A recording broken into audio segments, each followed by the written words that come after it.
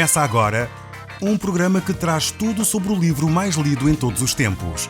Apresentamos O Som do Livro.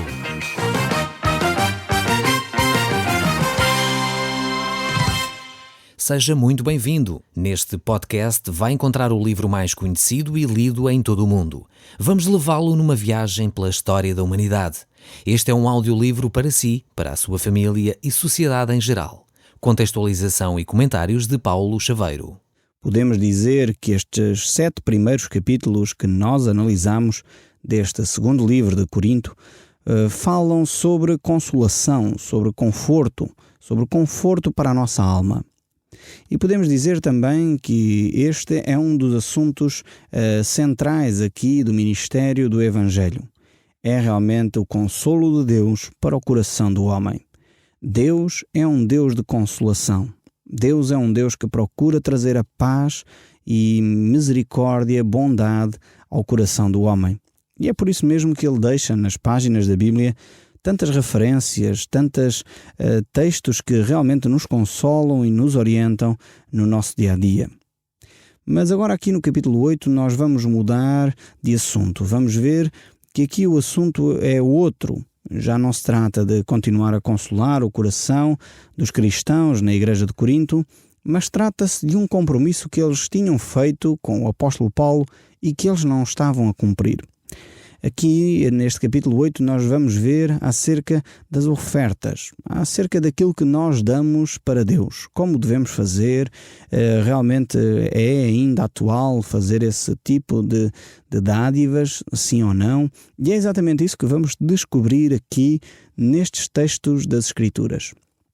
Este é um texto que realmente é necessário tratá-lo com muito cuidado, pois eu sei que, infelizmente, muitas pessoas se têm aproveitado das Escrituras para retirar proventos das pessoas, extorquir algum dinheiro das pessoas. E assim que se fala neste assunto, muita gente é tentada a mudar de canal, é tentada a desligar o rádio, pois realmente fica logo incomodado. É um assunto sensível, eu estou perfeitamente consciente disso. E por isso mesmo vamos tratá-lo com cuidado, vamos tratá-lo realmente como ele merece. Então é um texto extremamente importante e a Bíblia dá largas referências a este assunto. Começando logo no livro do Gênesis, começa logo por falar acerca de Abel. Abel foi realmente o primeiro homem a trazer uma oferta a Deus significativa.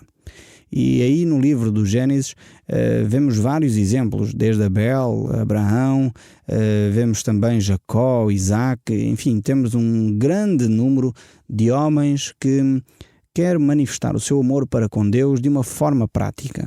E como é que ele faz?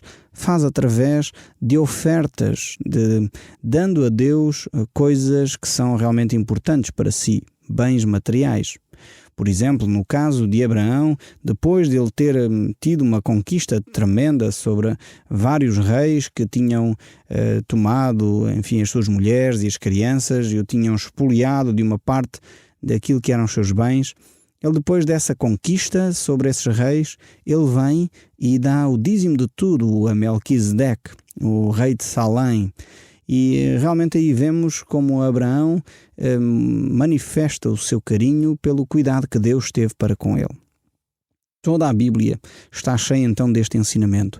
O próprio Senhor Jesus Cristo falou muito sobre esta questão, a forma como nós lidamos com os bens, a forma como nós interagimos quando temos ou não temos o que comer, como é que devemos proceder dessa maneira. É por isso que os Evangelhos realmente têm muitas referências a este assunto. Pois é um assunto sensível. Se não for realmente, nós vemos as páginas dos jornais ocupam imenso espaço a falar desta questão. Porquê? Porque é vital para o ser humano. Cada um de nós só pode viver através de bens que possa possuir ou trocar ou tendo o seu salário e dessa forma poder comprar outros bens para viver, quer a comida, quer a bebida, quer alguns bens de ordem essencial. Então estes são ensinos que a Bíblia não poderia deixar de tratar. E é por isso mesmo que eu estou a fazer esta introdução, para nós entendermos que este é um ensino extremamente importante nas Escrituras. Jesus Cristo falou, o Velho Testamento o contém, desde as páginas do Gênesis até ao final, o livro de Malaquias. Realmente há grandes ensinamentos sobre esta situação. O próprio Jesus contou aquela história de uma viúva pobre que tinha no seu coração manifestar o seu amor para com Deus, fazendo uma oferta em bens materiais.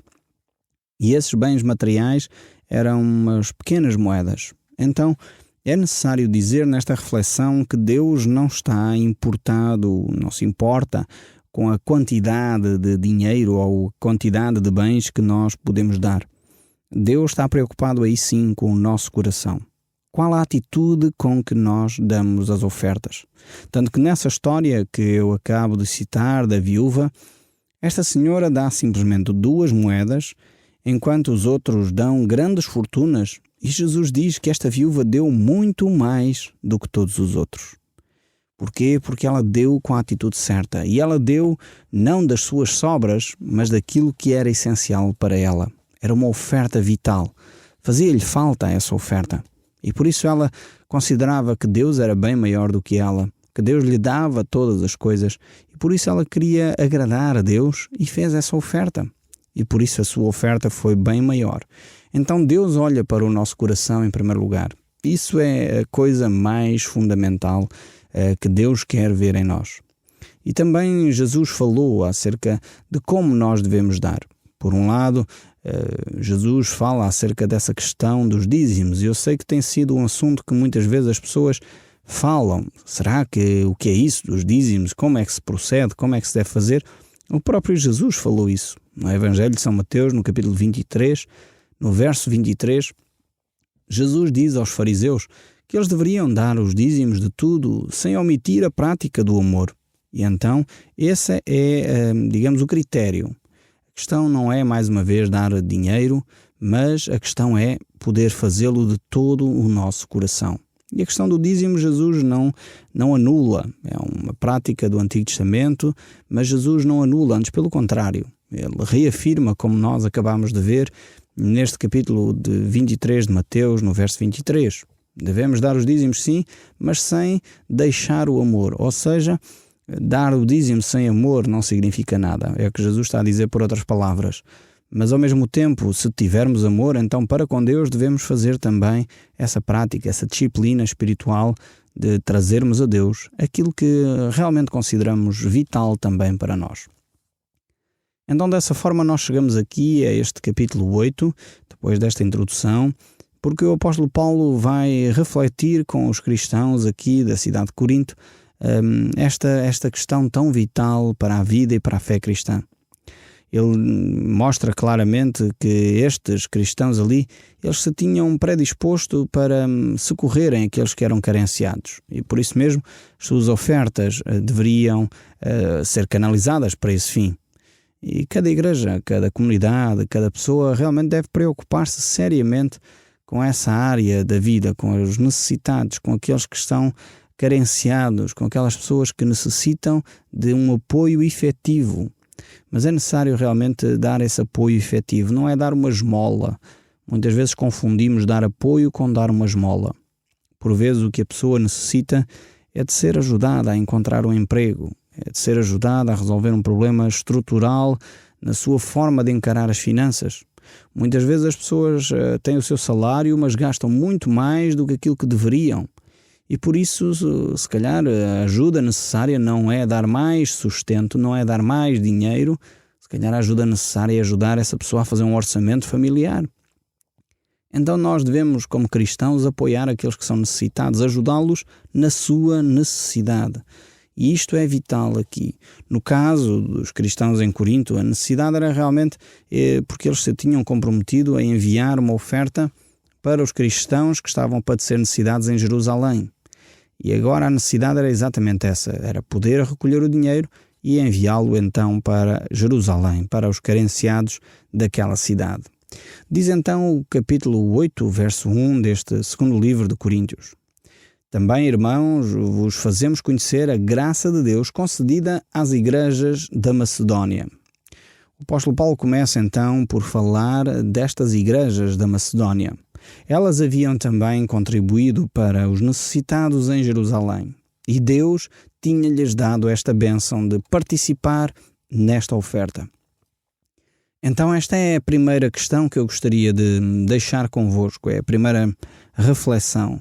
É que dar uma oferta, dar algo a Deus é uma dádiva, é uma bênção.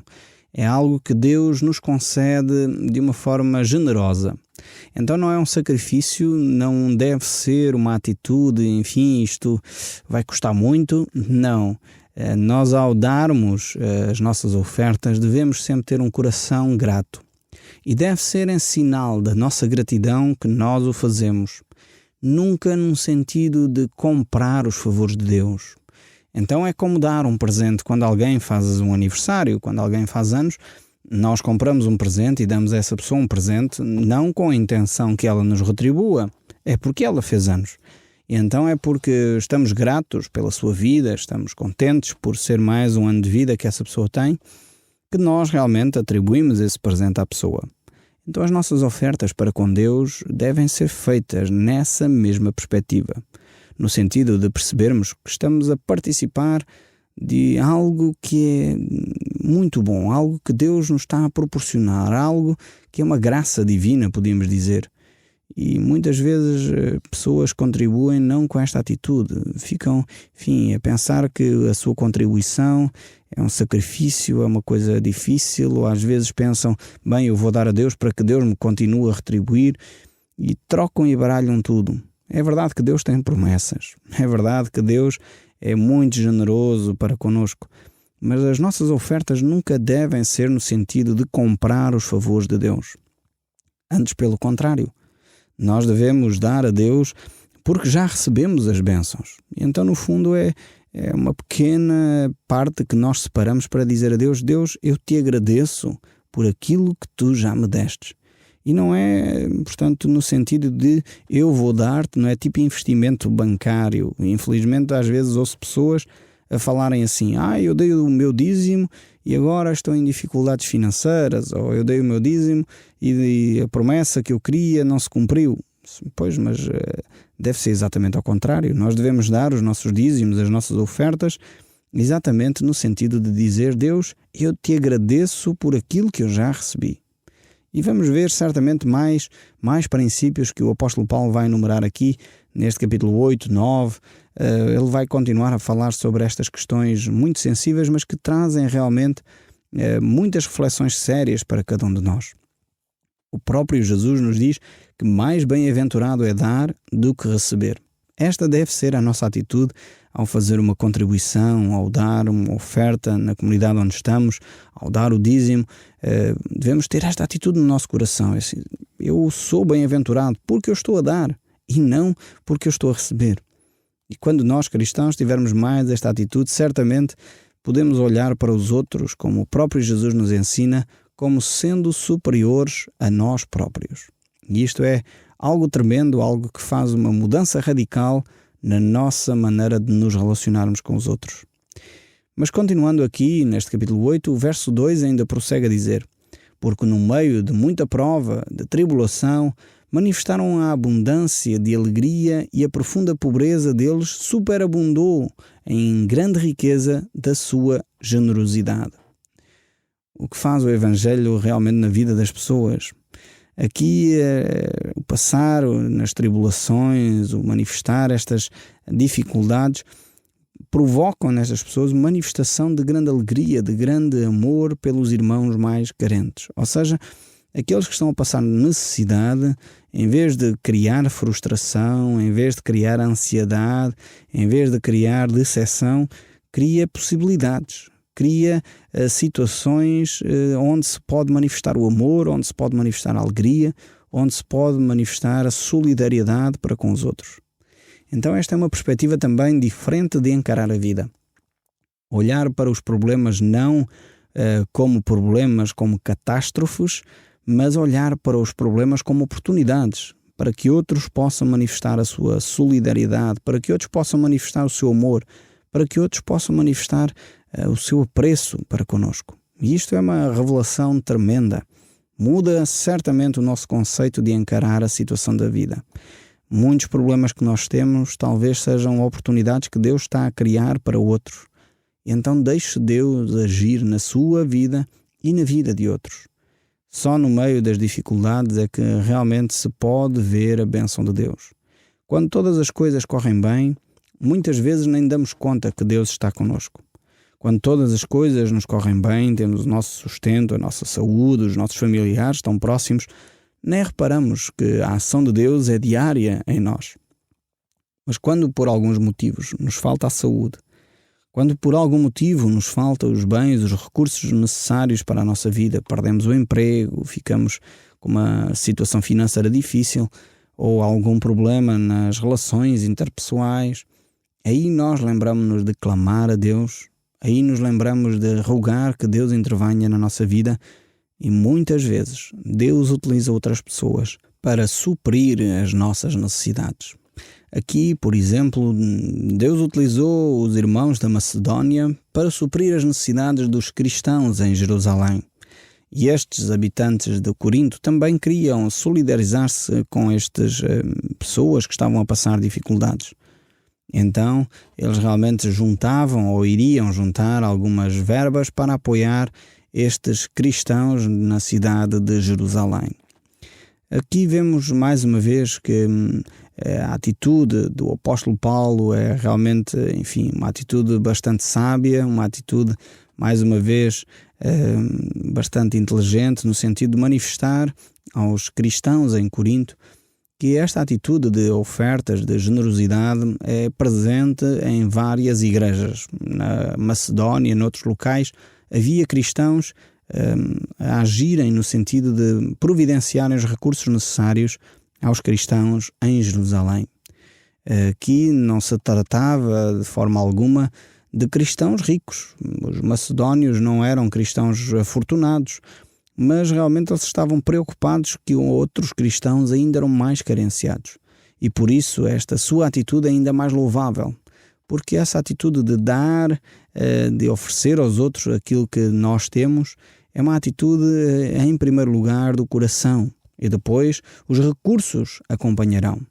Podem não ser muita quantidade, mas realmente se a pessoa tiver o coração certo, os recursos irão acompanhar essa mesma atitude. O verso 13 ainda prossegue. Porque eles, testemunho eu, na medida das suas posses e mesmo acima delas, se mostraram voluntários. Aqui temos então outro princípio que o apóstolo Paulo nos ensina sobre esta questão de dar, de apoiar outras pessoas carenciadas. Tem a ver com a medida das nossas posses e por vezes até acima das capacidades que nós temos. Mas deve ser com generosidade, nunca deve ser com avareza, com mesquinhez. E infelizmente às vezes vemos que as pessoas vão às comunidades, vão à igreja e querem fazer uma oferta a Deus e metem a mão ao bolso e tiram meia dúzia de moedas e metem, no cesto das ofertas ou numa atitude, às vezes um pouco quase dando as sobras do que está no bolso. Mas essa não deve ser a atitude para dar as nossas ofertas a Deus ou dar as ofertas àqueles que são carenciados.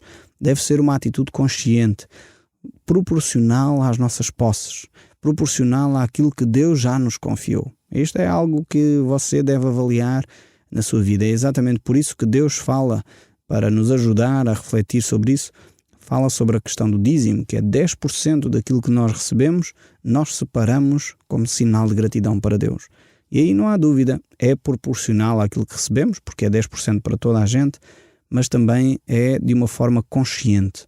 Nós devemos dar as nossas ofertas de uma forma consciente a Deus, em sinal de agradecimento. O verso 4 ainda diz: pedindo-nos com muitos rogos a graça de participarem da assistência dos santos. Vejam bem aqui o caráter destes cristãos da Macedónia. Eles pediram insistentemente ao apóstolo Paulo, apesar das suas carências, apesar das suas necessidades, que queriam participar nessas ofertas. Por isso eu vou ler de novo o verso 3 e 4 para ficarmos a entender um pouco melhor aquilo que ele quer dizer. Porque eles, testemunho eu, diz o apóstolo Paulo, na medida das suas posses, mesmo acima delas, se mostraram voluntários, pedindo-nos com muito rogo a graça de participarem da assistência aos santos. Ou seja, eles estavam tão entusiasmados em poder participar nesta oferta que eles insistiram com o apóstolo Paulo que eles queriam fazer isso.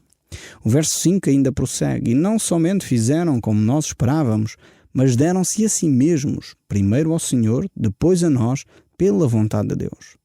Aqui neste verso 5 encontramos mais um princípio vital para as nossas ofertas. Como eu já disse, Deus não necessita do seu dinheiro, do meu dinheiro, para nada. Deus é o Deus do ouro e da prata. O que Deus quer é ver um coração entregue. E mais uma vez, os cristãos na Macedónia entenderam isso. Deus não precisa das nossas ofertas, Ele quer a sua vida. Se você ainda não entregou o seu coração a Deus, não necessita dar qualquer oferta quando visita uma comunidade, quando visita uma igreja. Dê primeiro a sua vida a Deus, pois ela é que fará a diferença entre a eternidade junto de Deus ou a eternidade afastada de Deus. As ofertas são consequência do seu relacionamento com Deus e da transformação que Deus está a operar no seu coração. E aqui os macedónios entenderam isso, tanto que deram-se a si mesmos. Não deram só dinheiro, a questão não é monetária, a questão é a de consagração de vida. E o verso 6 ainda prossegue, o que nos levou a recomendar a Tito que, como começou, assim também complete esta graça em vós. E agora o apóstolo Paulo vai dizer a razão pela qual enviou Tito. E o verso 7 ainda diz, como porém em tudo manifestais superabundante, tanto na fé e na palavra, como no saber e em todo o cuidado e em nosso amor para convosco, assim também abundeis nesta graça. Ou seja, o apóstolo Paulo vai relembrar a estes cristãos em Corinto e por isso envia um Tito para completar este desejo que estava no coração dos cristãos de Corinto. O Som do Livro, uma produção da Rádio Transmundial de Portugal.